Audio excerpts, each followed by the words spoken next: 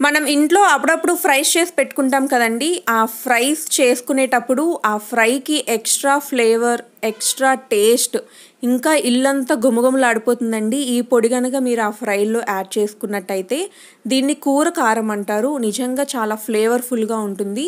చాలా సింపుల్ ప్రాసెస్తో చేసుకోవచ్చు. ఈ పౌడర్ 6 నెలల వరకు కొంచెం కూడా పాడవకుండా ఉంటుంది.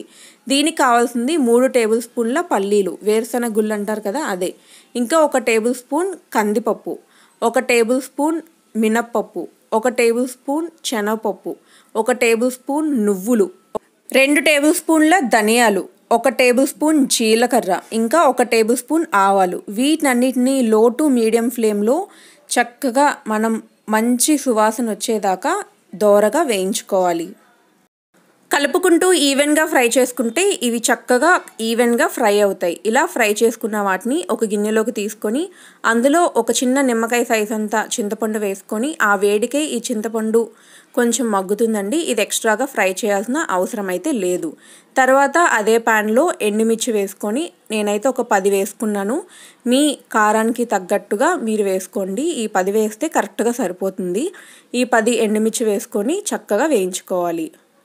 ఎండుమిర్చి ఫ్రై చేసేటప్పుడు కాస్త ఉబ్బినట్టు కనబడతాయండి. అలా ఉబ్బినట్టు కనబడితే అవి పర్ఫెక్ట్గా ఫ్రై అయిపోయినట్టే. ఇప్పుడు స్టవ్ ఆఫ్ చేసుకొని చల్లారాక మిక్సీ జార్లో వేసుకొని ముందుగా ఈ ఎండుమిర్చి ఒకటే మెత్తగా గ్రైండ్ చేసుకోవాలి.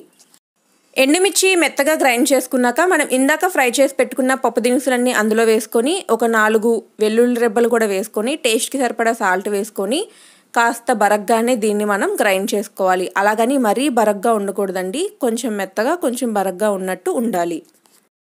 మన కూర కారం అయితే పర్ఫెక్ట్గా గ్రైండ్ అయిపోయింది. చూస్తున్నారు కదండి, ఇదే టెక్స్చర్లో ఉండాలి. మనం ఏదైనా ఫ్రై చేసుకున్నప్పుడు ఫర్ సపోజ్ మనం క్యారెట్ ఫ్రై చేస్తున్నాం అనుకోండి, ఆయిల్లో క్యారెట్ ఇంకా సాల్ట్ ఉప్పు వేసుకొని చక్కగా క్యారెట్ని బాగా ఫ్రై చేసుకొని దించే 1 నిమిషం ముందు ఈ కూర కారం వేసుకొని 1 నిమిషం పాటు వేయించుకొని తర్వాత మీరు ఆ ఫ్రై అనేది దించేసుకుంటే నిజంగా సూపర్ అంటే సూపర్ టేస్టీగా ఉంటుందండి. గుమగుమలాడుతూ మంచి ఫ్లేవర్ఫుల్గా ఉంటుంది. ఈ పొడిని మీరు కనుక ఎయిర్ టైట్ అంటే మూత గట్టిగా ఉన్న డబ్బాలో పెట్టుకొని కనుక స్టోర్ చేసుకుంటే 6 నెలల వరకు కొంచెం కూడా పాడవకుండా చాలా టేస్టీగా ఉంటుంది. మజ్జిగన్నాలు తినేటప్పుడు కానీ మనం ఏదైనా రోటీలు తినేటప్పుడు, చాట్ తినేటప్పుడు లేదా ఏదైనా పరోటాలు అవి తినేటప్పుడు ఒక పచ్చిమిర్చిని పక్కన పెట్టుకుంటాం కదండి. మనకి మధ్య మధ్యలో స్పైసీగా తింటే అది చాలా బాగుంటుంది. అలా నార్మల్గా పచ్చిమిర్చి కాకుండా పచ్చిమిర్చిని ఇలా పొడుగ్గా కట్ చేసుకొని అందులో కాస్త సాల్ట్ ఇంకా ఒక పావంతు టీ స్పూన్ వాము వేసుకొని లైట్గా ఫ్రై చేసుకొని దీన్ని కనుక మీరు సైడ్ డిష్ కింద పక్కన పెట్టుకొని తిన్నట్టయితే నిజంగా సూపర్ టేస్టీగా ఉంటుందండి. ఈ వాము, ఈ సాల్ట్ ఈ పచ్చిమిర్చిలో వేయడం వల్ల నిజంగా చాలా టేస్టీగా అయితే మారుతుంది. ఇది మజ్జిగన్నంలోకి పర్ఫెక్ట్గా ఉంటుందండి. కొంచెం అంటే మజ్జిగన్నం ఇష్టం లేదు అన్న వాళ్ళు కూడా ఇది పక్కన పెట్టుకొని తింటే చాలా ఇష్టంగా మజ్జిగన్నం తింటారు.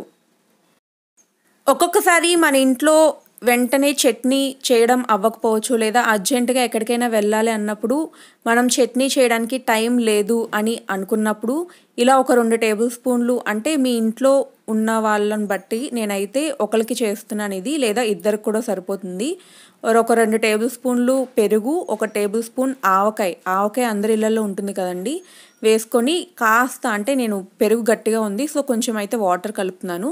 ఆ వాటర్ కూడా వేసుకొని చక్కగా మీరు దీన్ని చట్నీలాగా తింటే నిజంగా చాలా టేస్టీగా ఉంటుంది.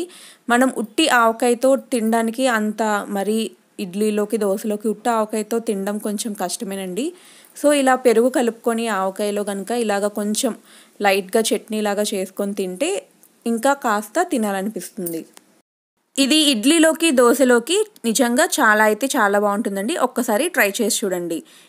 ఈరోజు ఈ వీడియోలో నేను చెప్పిన 3 మీరు ఒకసారి ట్రై చేసి మీకు ఎలా అనిపించిందో కమెంట్ సెక్షన్లో తప్పకుండా కమెంట్ చేయండి. Thank you for watching this video. Please support and subscribe my channel.